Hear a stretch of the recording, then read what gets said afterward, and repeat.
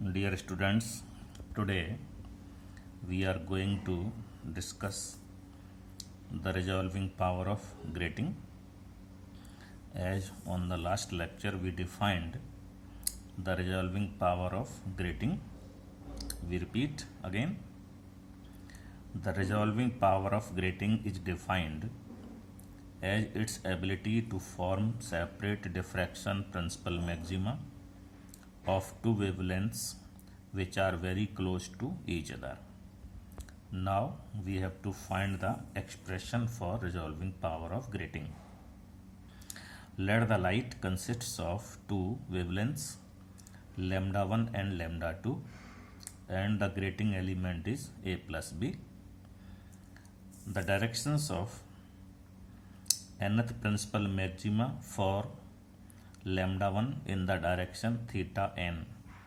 So before starting the conditions we have to consider this figure. This is the grating.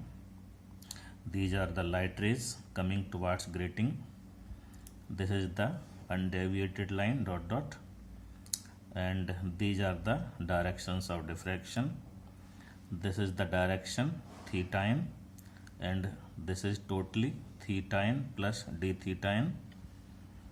The nth principal maxima of lambda 1 is formed in this direction and its minima will be formed in this direction. Similarly, the nth principal maxima of lambda 2 will be formed in this direction. So please keep in your mind that we have to follow the Rayleigh's criterion in this direction only. So we will have to consider the principal maxima of lambda 2 and minima of lambda 1 in this direction.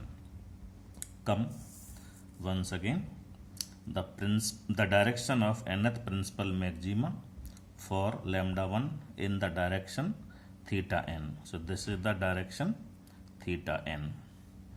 It is given by A plus B sin theta is equal to n lambda 1 multiplying both sides by n, capital N, n A plus B sin theta n is equal to n lambda 1. This is equation number 1. First minima of lambda 1 in the direction theta n plus d theta n, as I told you, for this purpose of Rayleigh criterion, is given by n A plus B sin theta n plus d theta n is equal to m lambda 1. Equation number 2.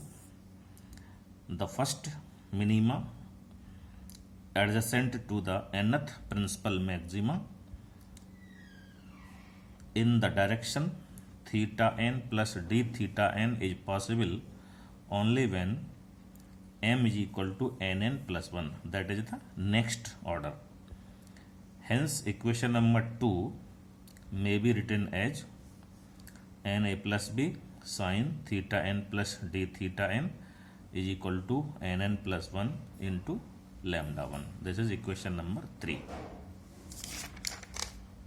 The direction of principal maxima of lambda 2 in the direction theta n plus d theta n is given by, this is the condition for principal maxima of lambda 2, A plus B sin theta n plus d theta n is equal to n lambda 2, or multiplying by capital N, n A plus B sin theta n plus d theta n is equal to nn lambda 2.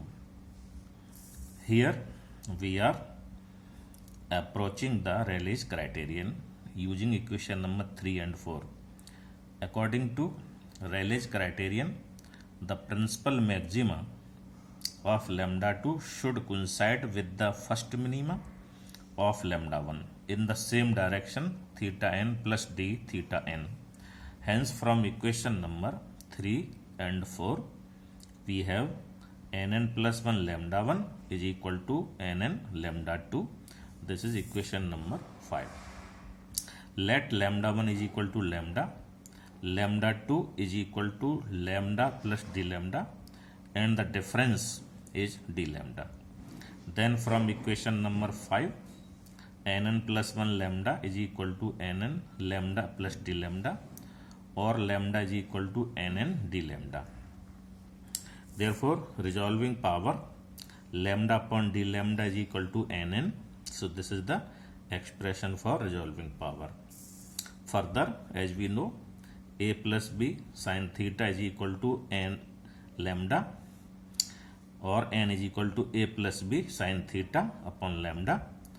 Putting this value of n in this equation, we find resolving power is equal to lambda upon d lambda is equal to n a plus b sin theta upon lambda.